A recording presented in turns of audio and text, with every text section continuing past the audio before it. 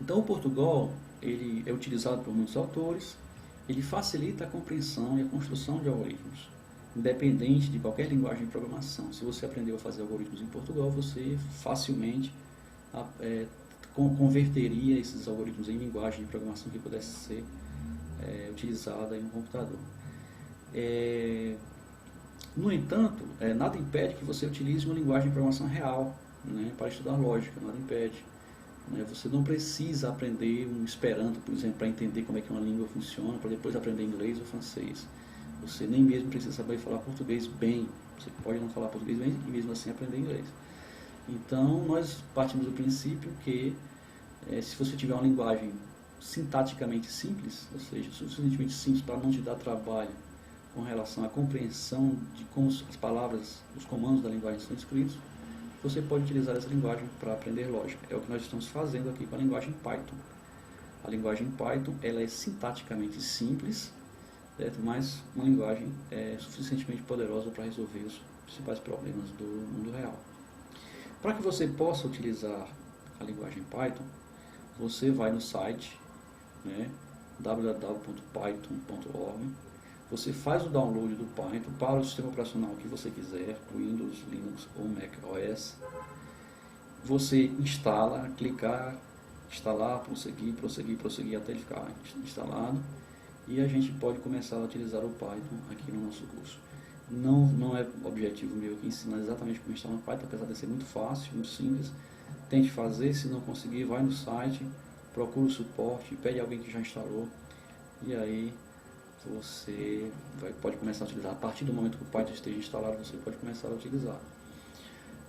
Algumas distribuições Linux já vêm com o Python instalado por default. Então, se você já está usando o Linux, digite a palavra Python em um terminal de comando qualquer. Se ele der uma resposta positiva, você está com o Python instalado. Repetindo, caso você não consiga instalar, peça ajuda, né? E peça alguém que saiba um mínimo de computação para instalar o interpretador Python.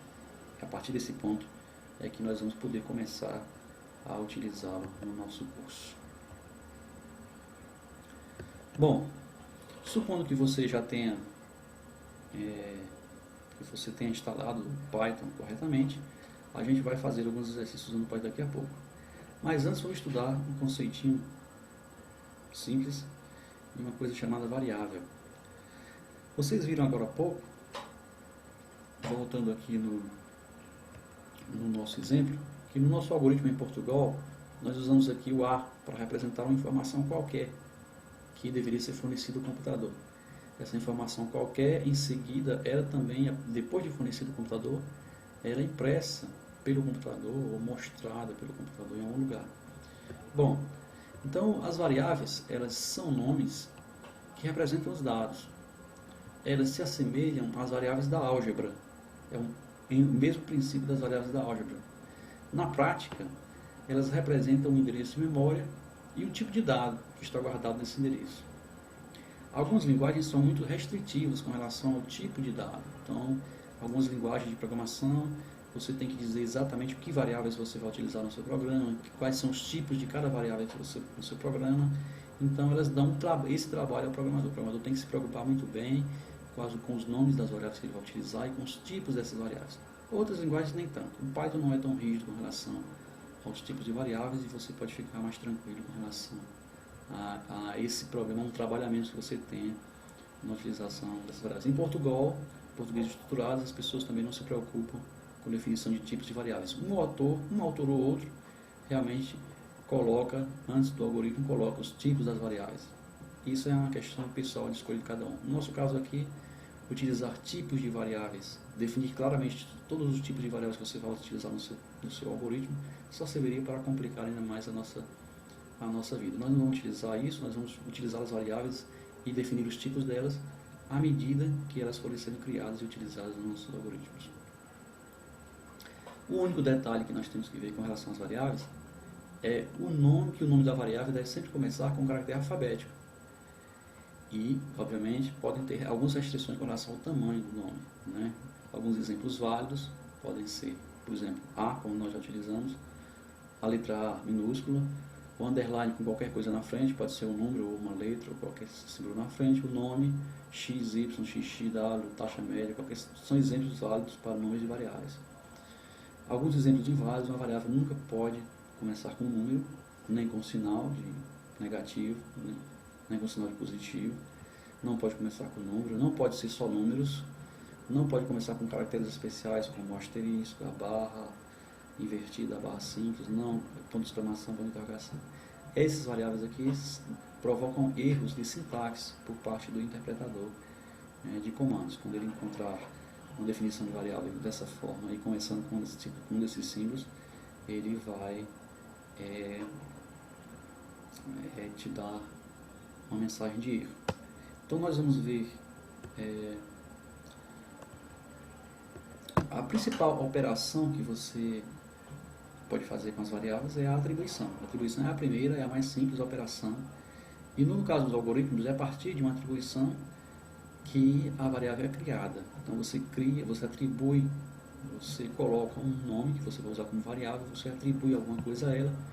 A partir daquele momento ela está criada e o tipo dela dependerá do dado que você atribuiu a ela. Uma operação de atribuição, portanto, é simplesmente uma associação de um valor, de um dado, a uma variável. Usa-se normalmente no texto o símbolo de igualdade para indicar essa operação. Então, a operação de atribuição é feita dessa forma: A igual a 2. Quando, a partir de uma linha qualquer no algoritmo, se encontra esse texto aqui, significa que a partir daquele momento, sempre que você utilizar o AR, você está se referindo ao número 2. Se você fizer isso com Pedro, por exemplo, as variáveis não necessariamente precisam ser numéricas, podem ser representar o que nós chamamos de uma cadeia de caracteres, ou uma variável também chamada alfanumérica. Então, a partir desse momento, essa variável nome aqui representará a cadeia de caracteres Pedro, o conjunto, a sequência de caracteres, nós chamamos de cadeia de caracteres. Se eu mandar em algum momento escrever a variável nome, significa que escrever o valor que é representado pela variável nome, no caso, a cadeia Pedro. Eu posso atribuir a uma variável outra variável, posso dizer que x vai ser igual a y, por exemplo. E para distinguir se eu estou atribuindo uma cadeia a uma variável ou uma variável a outra, quando eu usar a cadeia, eu coloco a cadeia entre apóstrofos ou entre aspas. Então, nome igual a Pedro entre apóstrofos significa que Pedro é uma cadeia de caracteres, uma string, nós chamamos. Se eu colocar simplesmente x igual a y, eu estou dizendo que y é uma variável que está sendo, o valor dela está sendo atribuído a x. Em Portugal, costuma-se usar a seta para a esquerda, para atribuição. Então você tem A igual a atribui-se 2 a A, e a mesma coisa de A igual a 2 na maioria das linguagens de programação. Nome igual a Pedro também é uma forma de atribuir Pedro a nome. Y igual a x, seta y é uma forma de atribuir y a x. Qualquer que seja a forma que você use, se seja a seta, seja o símbolo da igualdade, a sintaxe, ou seja, a forma de uso da atribuição, ela é feita através da seguinte forma: primeiro você coloca a variável, o símbolo da atribuição e a expressão. Onde a expressão pode ser um literal, nós vamos ver o que é um literal, pode ser outra variável, pode ser uma expressão aritmética ou pode ser uma expressão lógica. Nós vamos ver já daqui a pouco exatamente o que é uma expressão aritmética e uma expressão lógica. Lembre-se que a variável sempre fica do lado esquerdo da atribuição da expressão, ela sempre fica desse lado e é seguida imediatamente pelo operador de atribuição. Cuidado para não colocar a expressão do lado esquerdo e a variável do lado direito, senão não vai funcionar. Você não pode atribuir qualquer coisa a uma expressão, você pode atribuir qualquer coisa a uma variável, você pode atribuir valores, desculpe, não qualquer coisa, mas valores a uma variável, você não pode atribuir valores a uma expressão. Isso não é permitido, não é possível, isso não é compreensível por parte das máquinas.